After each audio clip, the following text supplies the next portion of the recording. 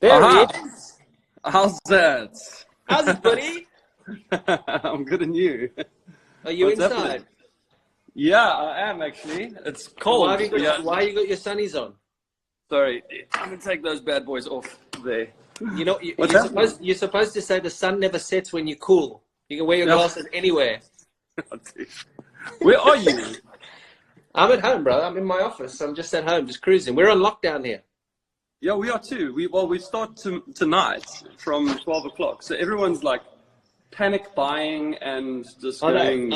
Yeah, like I went into town earlier this morning and it was crazy. Promise you. I'm actually gonna turn the radio down because things are. I was listening to what they were saying. Things are going mad here, dude. But have they been only mad today, or have they been mad for a while? I got home from Pakistan like almost 2 weeks ago now, and it was quite chill the first week, and then a couple of days ago when Cyril kind of addressed the country and said that we were going to go into that 21-day lockdown, I think then panic really got stuck in, you know, and everyone like racing to. If you went to Woolies or anywhere like that, there was like nothing on the shelves. Quite sad, really. You know, it's nuts. So, it's nuts. Yeah. And was yours also like the toilet roll brigade? I mean, I just still don't understand this fucking toilet toilet rolls. Are you serious? Yeah, I think everyone was getting the shits, and then they were getting worried. I don't know. What was the PSL like? What was Pakistan like? It was really good. I actually quite enjoyed it. I mean, other than the fact that we were under like the hotel arrest, that we couldn't really leave the hotel. Oh, really?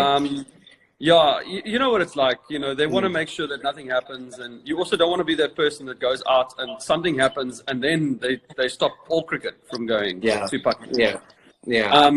And the one thing that I didn't do before I went, I don't know what was wrong with me, but I didn't check the weather. And I got there, and I've never been that cold. It was freezing. It was absolutely freezing. It was freezing. Seriously? It was freezing. And I took one jersey for the plane, because, you know, the plane can get kind of cold. Yeah. And like one pair of like long tracky pants. And I had to wear like the Islamabad United uniform like 90% of the day, because that was how I stayed. That was the hoodie they gave me. It was so funny. Yeah, but most things are manufactured either in Pakistan or India or whatever. Did they not get you any freaking clothing? They gave us the gear, the clothing for the team and that. So that was fine. And I didn't really go anywhere. I was like in my room. From there, I went down to the spa, had a swim. You know, like we weren't really allowed to leave the hotel, so it was fine. It wasn't an issue. So you got your isolation on board very quickly. So this is going to be a breeze for you if you've just been cooped up in a hotel room. I'm doing like 6 weeks of quarantine right now. So yeah, it's pretty easy. Yeah, but it happened quickly, dude. Like we were sitting. I think it was a Friday night. We had a chat. Like the overseas guys had a chat about what was happening and everything like that.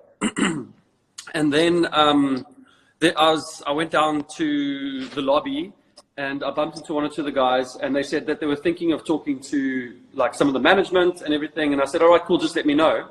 And then I got a message, and it was like, guys, we're having a meeting. I ran upstairs to this meeting, and right there and then it was decided that we were going home, like right there and then. And I thought, okay, cool, well, they'll let us know when these flights are. And one of our managers came into my room, and he said to me, you must get packing, because you're going to leave for the airport in an hour.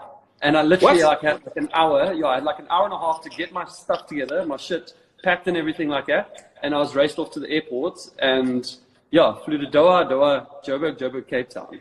So from an hour before that, you thought you were playing, and then within an hour you were out of the country. We were playing the next day. We had a game on the next day, and holy smokes.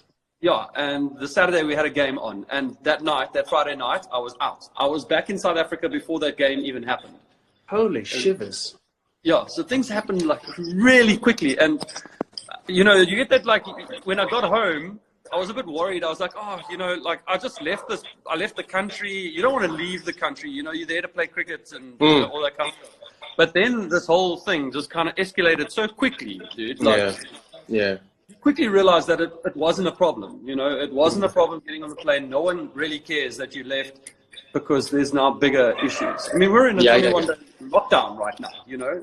And what are you gonna do? I mean, you're an outdoors kind of dude. What the hell are you gonna do indoors? I mean, okay, there's one thing being cooped up in a hotel room and you have to for security reasons, but when you know that the beach is not far away from you, right. You're a monster surfer, you need a haircut.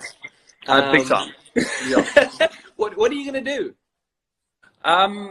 So I've got a place in Komiki, and we're literally on the beach. I don't even know if I can show you that.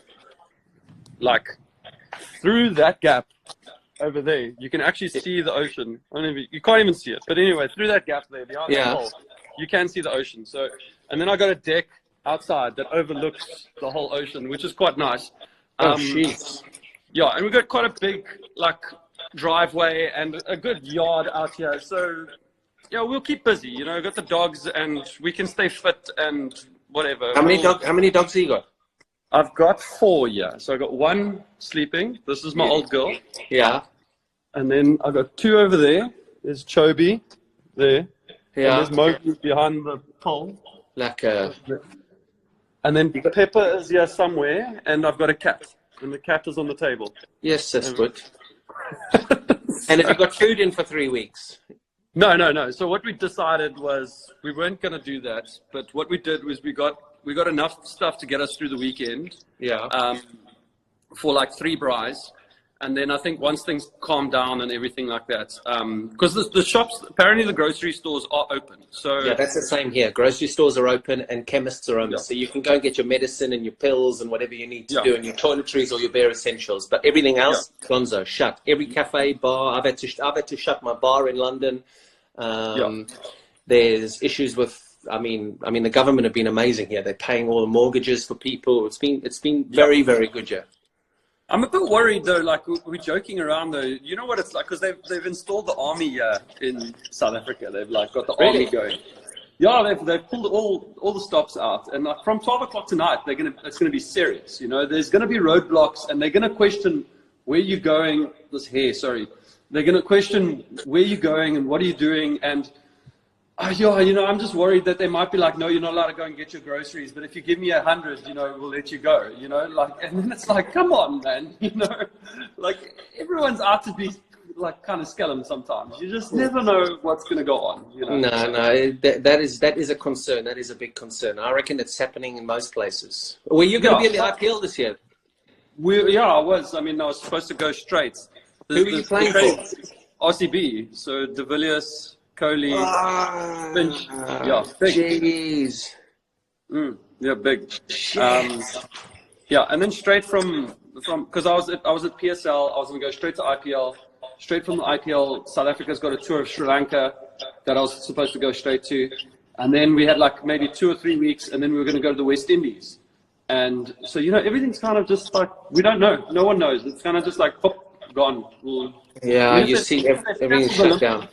Then nothing's happening. Well, they cancelled the Premier League, but then Yeah. So and the IPL, to be fair, I mean that's probably one of the biggest tickets, isn't it? That's one of the biggest cash cows in global sport every year. Every year, that's a monster. So for them to postpone that, and I'm sure it's going to get postponed again. This is for real. You can't just also shut down 1 billion people in India. They've got 63 million here. There's about 65 in your country. It's nuts, dude. Yeah, it is. I mean, we're really going to test ourselves in the sense of like how much we actually care for each other now in this world, you know, because they closed all the beaches here today for the last 2 days, but everyone is like in South Africa, they're like, oh, it's the last day. So they're out and they're on the beaches. And you just think to yourself, fuck, man, what are you doing? There's a reason why that's happening. But anyway, we can deal with it. Did you see Bondi last week? No. What does it look like? It was crazy. It was. You've toured Australia as much as I've toured Australia. You played in Australia in the Big Bash. You know that in the peak of summer, Bondi is fucking mad, right? Yeah. You should have seen it on Friday. Literally, you couldn't even see the sand. It was that busy. In the height of this crisis. No, it's nuts. But the Oaks are mull. What are people doing? But then again, like today, like there's people surfing now. I mean, they're not supposed to be. I can see them from the deck.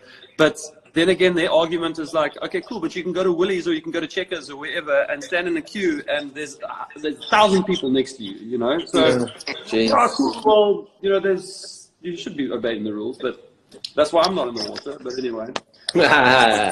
And injuries, you say you were going to be, so you were going to play Pakistan Super League, going to play IPL, and you were going to tour with South Africa and Sri Lanka.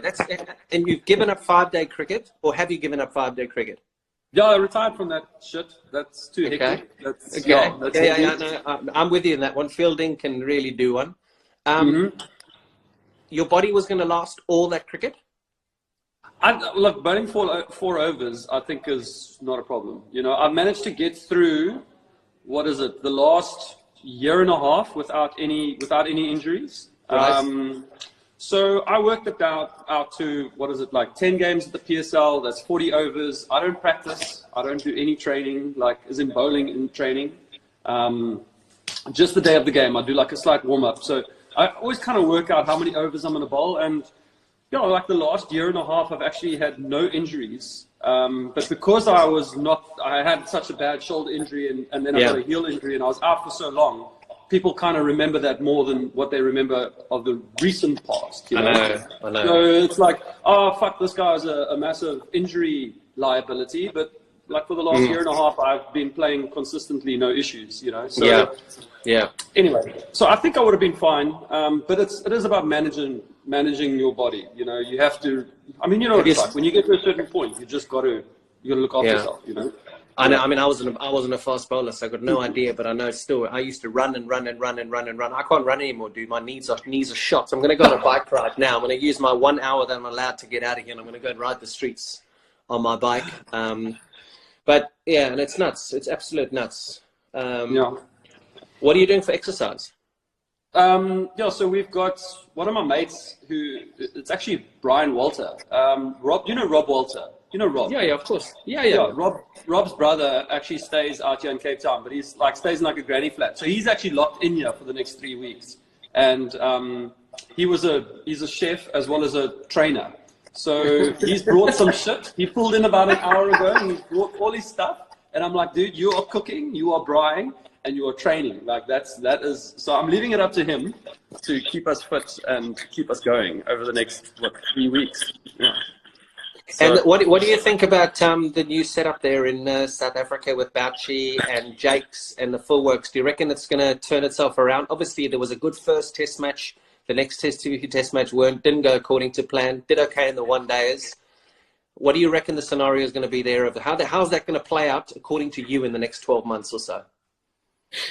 I like it that Barch and them are involved. I think, you know, it just brings this kind of local feel back. And I felt like my best years of cricket were when guys like Smithy, Bouch, Callis were heavily involved in the team.